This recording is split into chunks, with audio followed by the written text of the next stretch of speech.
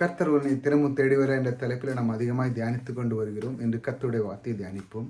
நம்முடைய கர்த்தரை நாம் அதிகமாக தியானிக்கும் பொழுது நம்முடைய வாழ்க்கையிலே சுகங்கள், சந்தோஷங்கள், மகிழ்ச்சிகள் எல்லாமே தருகிற தேவன் நமக்குள்ளே இருக்கிறார். ஆகையால் தான் நம்முடைய ஒவ்வொரு நாளும் இந்த மாதிரி ஒரு தியானத்திலே நாம் போகிறோம். தியானம் என்பது தேவனுடைய வார்த்தையை கவனிப்பது, அதே நாம் அசைவாடி அசை போட்டுக்கொண்டே பேசுவது, இதுதான் தியானம் என்று சொல்லுது. அதே திரும்ப நம்ம அதை கவனிப்பது, தேவனோடு நம்முடைய அந்த உறவை மேன்மைப்படுத்தி அதற்குள்ளே நாம் வளரும் பொழுது நம்முடைய வாழ்க்கை மிக சிறப்பாக சந்தோஷமாக இருக்கும்.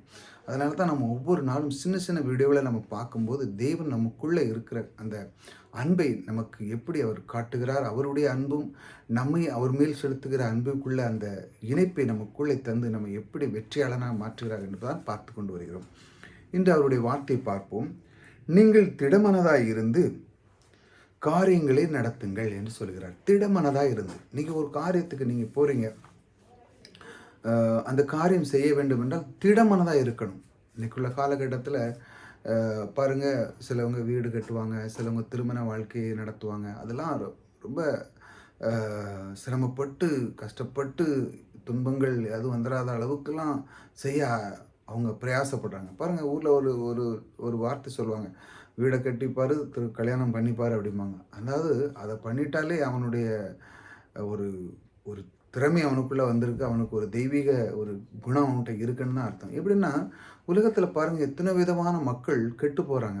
விதமான கெட்டு போய் குடிச்சோ கெட்டு போயிருந்தாங்க. ஆனால் இவன் எப்படி நாமும் நம்முடைய சன்னதியும் நல்லா இருக்குமென்று வீடு கட்டுறான். நம்முடைய பிள்ளை நல்லா வாழ்ந்து செழித்து குழந்தைகளை பெற்று அவர்களும் குடும்பங்களை வாழ்ந்து இந்த உலகத்துக்கு தேவனுக்கு பிரியமாக நடக்க வேண்டும் என்று அவனும் திருமணத்தை நடத்தி அவன் குடும்பத்தை வாழ வைக்கிறான். அப்பொழுது அவனுக்குள்ளே தெய்வீக ஒரு ஞானம் இருக்கிறது.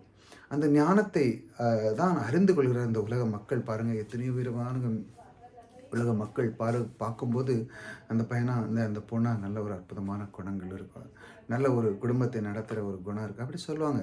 பெரியவங்க இந்த மாதிரி வார்த்தைகளை கவனிப்பாங்க. ஏன்னா அவங்க பல வருடங்கள் அந்த அனுபவத்திலே, அதாவது அவங்களுடைய வாழ்க்கையை தொலைச்சிருப்பாங்க. அவங்களெல்லாம் இந்த மாதிரி வார்த்தைகளை அவை யூஸ் பண்ணுறாங்க. அதுதான் பாருங்கள், நீங்கள் திடமனதாக இருங்கள். இந்த மாதிரி காரியத்தில் ஒரு ஒரு ஒரு திருமணம் நடத்துறதுக்கு தான் திடமனதாக இருங்க. சில விஷயங்களில் சோர்ந்து போவாங்க. செல்வம் இல்லையா கர்த்தரிடத்தில் நீங்கள் கேட்கும் பொழுது உங்களுக்கு யாராட்டும் உதவ முன் வருவாங்க.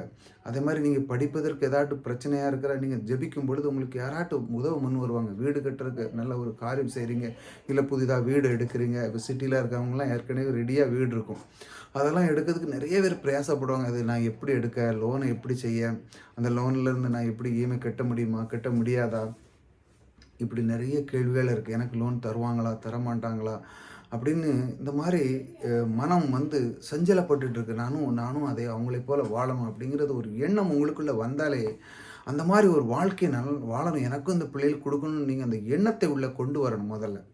அப்போ தான் அதைத்தான் தேவன் விரும்புகிறார். அதற்கு அப்புறமான உள்ள வேலைகளிலே தேவன் அதை கவனித்து உங்களுக்கு எல்லாம் சிறப்பாக முடிக்கிறார். லோனுக்கு நீங்கள் அப்ளை பண்ணுங்கன்னா உங்களுக்கு கண்டிப்பாக கிடைக்கும். ஏன்னா இந்த உலகம் ஏதாவது ஒன்று நீங்கள் செய்யணும்.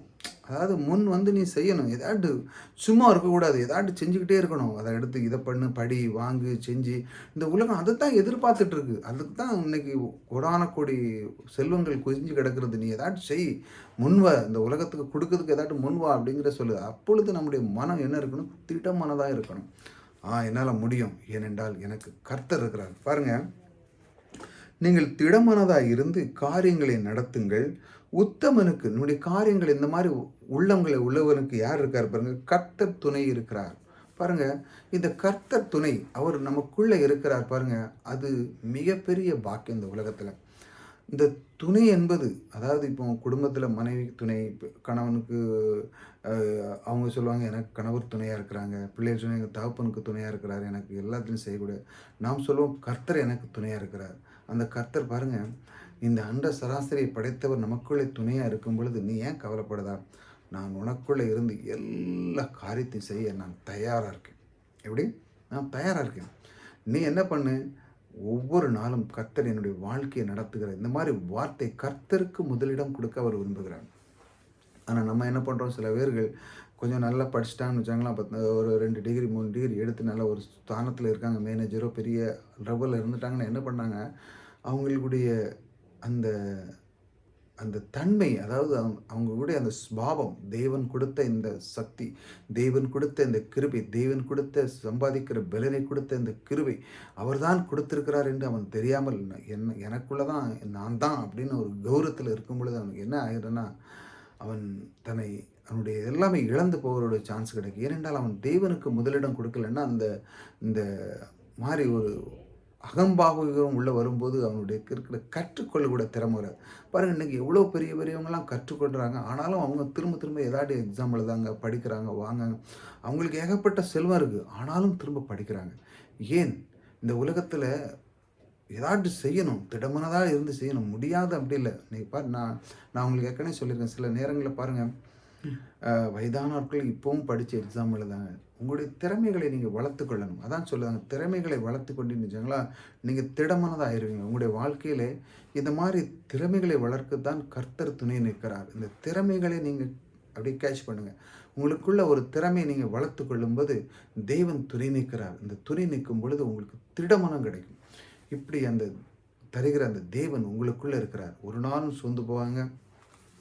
இந்த மாதிரி வார்த்தைகளை கேளுங்க. உத்தமமாய் இந்த காரியங்களை நீங்கள் கேட்கும் பொழுது உங்களுடைய உள்ளம், உங்களுடைய ஆனந்தமான ஒரு மகிழ்ச்சி, சந்தோஷம் உங்களுக்குள்ளே இருக்கும். ஒவ்வொரு நாளும் இந்த மாதிரி வார்த்தைகளை கேட்கும் பொழுது உங்களுடைய உள்ளத்திலே இன்னும் அதிகமான சந்தோஷத்தை தேவன் தருகிறார். தருவது மட்டுமல்ல, உங்களுடைய உள்ளத்தை, மனதை பலப்படுத்தி உங்களுக்கு திடமனதாக்கி உங்களுடைய காரியங்களை செய்து உங்களுக்கு தேவைப்பட அனைத்தும், அதாவது வேலைனாலும் சரிதான், வீடு எடுக்கனாலும் சரிதான், மற்ற காரியங்கள் எல்லாத்தையும் செய்ய வேண்டியதுதான். வெளிநாட்டுக்கு பயணம் செய்வதனாலும் சரிதான், புதிதாக தொழில் செய்வதனாலும் சரிதான், படிப்பதற்கான ஒரு முயற்சி எடுக்கிறனாலும் சரிதான், எல்லாத்திலுமே நம்முடைய கர்த்தர் துணை நிற்கிறார். அந்த வார்த்தையை சரியாக பிடிச்சுக்கொள்ளுங்க. அவர் நமக்கு என்ன செய்கிறார்? துணை நிற்கிறார். இந்த துணையை நாம் ஒவ்வொரு நாளும் அறிந்து கொள்ள வேண்டும். இந்த தேவனை நாம் அறிந்து கொள்ளும் பொழுது நம்முடைய உள்ளம் என்ன செய்கிறதுனா சந்தோஷமாக இருக்கும். ஒவ்வொரு நாளும் காலையில் எழுந்திரிச்ச உடனே எனக்கு காக்கிறவர் எனக்குள்ளே இருக்கிறார். இரவு படுக்கும்போது என்னை காத்தவர் இவ்வளோ நாள் இத்தனை மணி நேரம் என்னை காத்தவர் கூடவே இருக்கிறார். இன்னும் நான் நித்திரை செய்யும் பொழுதும் அவரும் எனக்குள்ளே இருக்கிறார். அந்த காக்கிற தேவனை நான் அறிந்திருக்கிறேன். அவர் என்னை விட்டு விலகுவதில்லை, என்னை கைவிடுவதில்லை என்று சொன்ன அந்த தேவன் அப்பொழுது என் கூடவே இருக்க வேண்டும் அல்லவா? இந்த வார்த்தை, அந்த அந்த காக்கிற தேவன் அவர் நம்மளை விட்டு விலகவில்லை என்றால் அவர் நம்ம காக்கிறார் தான் அர்த்தம். இந்த காக்கிற தேவனை நீங்கள் அறிந்து கொள்ளும் பொழுது உங்களுடைய உள்ளம் சந்தோஷமாக இருக்கும். இந்த ஒவ்வொரு நாளும் இந்த சின்ன சின்ன வார்த்தைகளை கேட்ச் பண்ணிக்காங்க. அன்னைக்கு என்ன சொன்னார்? திடமனதாக இரு.